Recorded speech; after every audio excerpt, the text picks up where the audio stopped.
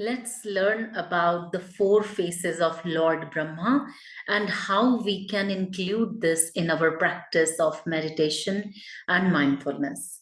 Namaste, my name is Aparna, and today I'm going to talk about the deep ancient connection of mindfulness with Hindu mythology of Lord Brahma, and also how Buddhists see this for practicing meditation and for cleansing our consciousness. So these are called in Buddhist practices the four Brahmaviharas. Four Brahmaviharas. These are the four faces of God Brahma. Brahma, if you know in Hindu mythology, he's considered the creator of the universe. And God Brahma has four faces, and each represents four kind of unselfish love, which is championed in Buddhism. So when you practice these ancient practices, sometimes it's good to know where do they come from, how do we have those names. So you must have heard your mindfulness teacher or your MBSR teacher mentioning some words like Karuna, Mudita, Brahmaviharas. So have you ever wondered what are they, where do they come from? So let's talk about each of them in little details. So according to Buddha, these four Brahma Viharas are Metta, Karuna, Mudita, and Upekkha. The first one is Metta. Metta is loving kindness. So we deliberately in mindfulness practice cultivate love, cultivate kindness, which means you can't say that I'm just not a kind person, I don't feel that love inside me. But you know what, you can create that love, you can create that kindness inside you, and then it will reflect outside. So Metta is loving kindness, and the second one is Karuna. Karuna is compassion. Compassion comes after certain stage of the meditation. Some people are just naturally very compassionate, but not everybody is. So compassion or karuna, feeling the pain of others, understanding their situation, it comes after we have done some deep cleansing in ourselves and we have gotten over our own sorrows, then we are able to see other people's pain and other people's suffering. Otherwise, we are suffering ourselves. We are always lost in the details of I, me, myself. So, how am I going to see anybody else's pain, anybody else's suffering? Because in my own this little radio that is on in the mind all the time, it's that I, poor me, poor me. So only when you get over this stage of poor me and stop victimizing yourself, then you develop this compassion or karuna. Then the third practice is called mudita. Mudita is my favorite practice. And it's not an easy one, I can tell you, because in an automatic pilot mode, if something good happens to somebody else, or if somebody else gets something, then immediately mind goes into that automatic pilot. Oh, lucky them. Why didn't I get that? Why can't I have that? But mudita is not like that. Mudita is a beautiful practice of appreciative joy. Means you really feel happy for the other person who has got this. It's like normally when we feel happy, there is some benefit for ourselves.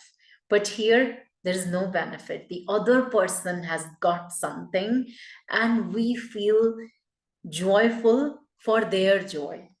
So mudita is a beautiful practice, and sometime maybe deliberately shift your mode of the mind. So if somebody has bought a brand new car and they are, showing to you, and you immediately start to think, mm, new car, so what, look at, they feel proud and all that. But instead, just say that, oh my God, the joy that they must be feeling by sitting in that new car. Wow, it feels so good. Like, I'm so happy for them. So deliberately shift the mode of the mind from an automatic pilot to the conscious mode of mind, where you can have that appreciative joy, where you do feel happy for happiness of others. The last and the fourth Brahma Vihara is Upekkha. Upekkha is equanimity. Equanimity is again a most wonderful, beautiful practice. And in this practice, you can say that equanimity. Equanimity means having that view where nothing is good or bad or ugly or beautiful. Everything just is. So in Hindi they say samabhav, samadarshi.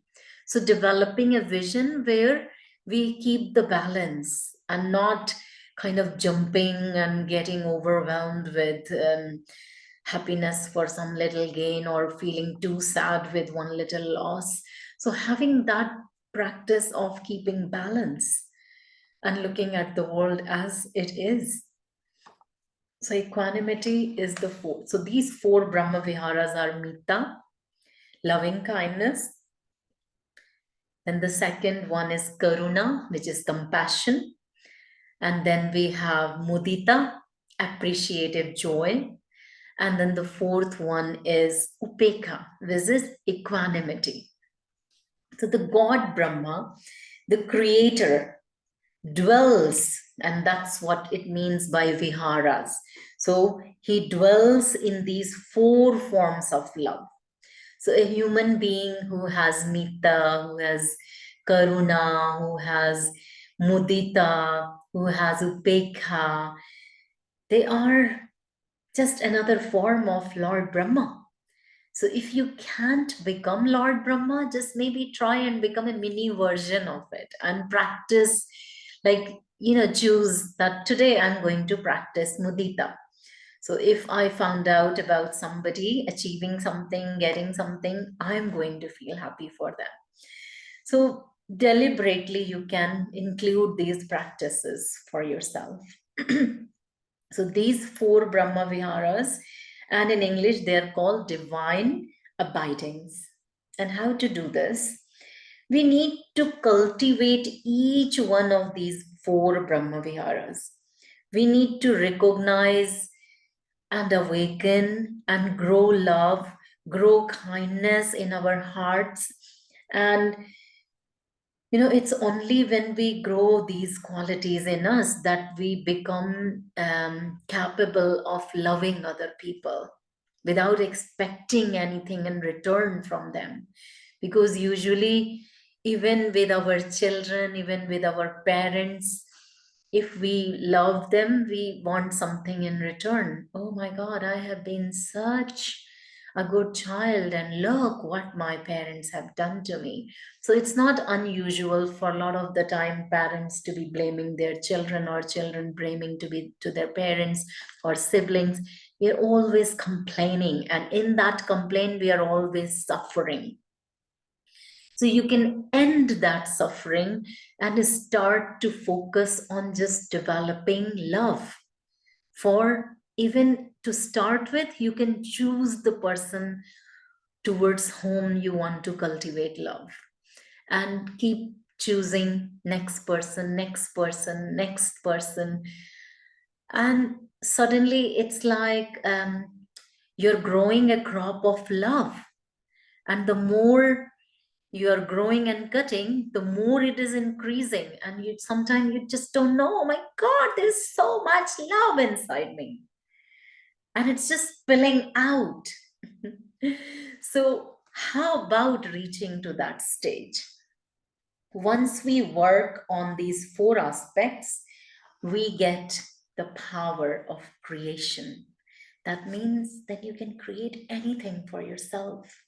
Anything you desire to create is done. Imagine that stage. So hopefully you found this session of mindfulness useful. I love keep bringing new ideas, new thoughts, and ancient ways of developing meditation practices, ancient ways of doing yoga practices in our modern mind and bodies. Combining the two is my goal as a health professional, as an MBSR teacher. So, if you are on your journey of yoga, mindfulness, meditation, and you're looking to connect, please don't hesitate to put in the comment box below. Share this video with anybody else that you think might benefit.